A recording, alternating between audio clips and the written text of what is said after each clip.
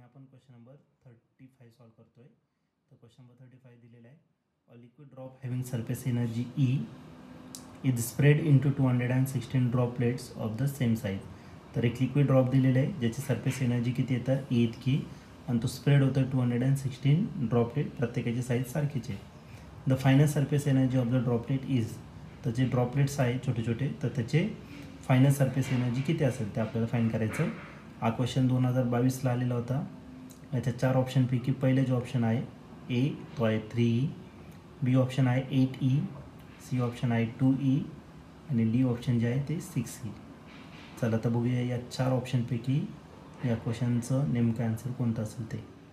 तर या क्वेश्चनमध्ये आपल्याला एक लिक्विड ड्रॉप दिलेला आहे ज्याचं सरफेस एनर्जी E इतकं आहे आणि तो स्प्रेड होणार आहे 216 ड्रॉपलेटमध्ये, प्रत्येकाची साईज सारखीच असणार आहे. ठीक आहे, असं दिलेलं आहे. तर आपल्याला फाईंड करायचं त्याचं फायनल सरफेस एनर्जी त्या ड्रॉपलेटची फाईंड करायचा. मग सर्वात पहिले आपण काय करू, वॉल्यूम सेम असणार आहे. सिंगल ड्रॉपचं घ्या आणि नंबर ऑफ ड्रॉपलेटचं घ्या. तर वॉल्यूम का असणार आहे सेम. मग या ठिकाणी आपण बेसिक फॉर्म्युला यूज करणार आहे. Volume of single drop is equal to volume of n droplet. आता किती 216 आहे तर आपण n लिहून टाकू, n ड्रॉपलेट्स.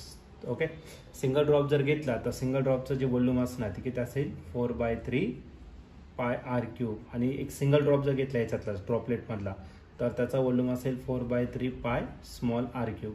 अशी किती ड्रॉपलेट आहे 216. मग 216 आहे त्याला काय करावं लागेल आपल्याला मल्टिप्लाय. 4/3 पाय काय आला कॅन्सर.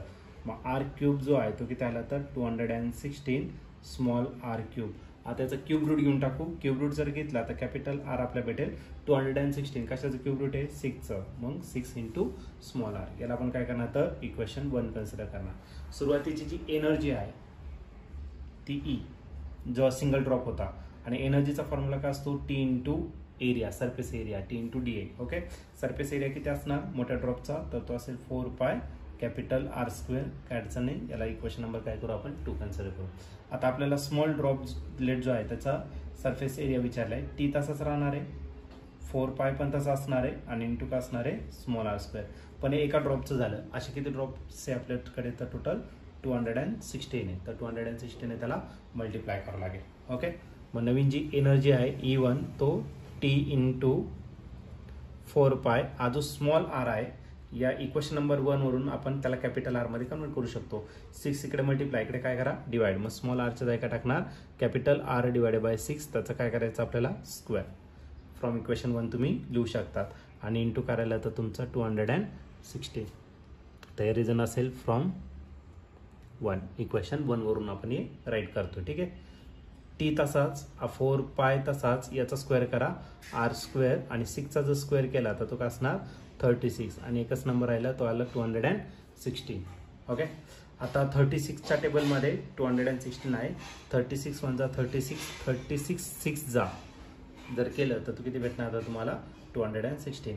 मग T into 4 pi capital R square मी सेपरेट करतो आणि हा जो 6 आहे त्याला सेपरेट करतो. ही जी ब्रॅकेटची जी टर्म आहे T इंटू 4 पाय आर स्क्वेअर तर ते इक्वेशन नंबर 1 मध्ये तुम्हाला दिसतंय, सॉरी इक्वेशन नंबर 2 मध्ये. तर इक्वेशन नंबर 2 काय E, तर याला आपण E ने रिप्लेस करू आणि हा करायला 6. मग झाला 6E. तरी कुठून लिहिता येईल तुम्हाला फ्रॉम इक्वेशन 2 मधून. ठीक आहे, तर या ठिकाणी जो नवीन एनर्जी असणार त्या ड्रॉपलेटची ती ड्रॉपलेटची एनर्जी असेल 6E इतकी असेल. आणि जर तुम्ही ऑप्शन जर चेक केलं तर ऑप्शन नंबर D जो आहे तो या ठिकाणी करेक्टली मॅच होतोय. म्हणजे या क्वेश्चनचं जे आन्सर असणार ते ऑप्शन D असेल. ऑप्शन D त्याचं करेक्ट ऑप्शन म्हणजे 6E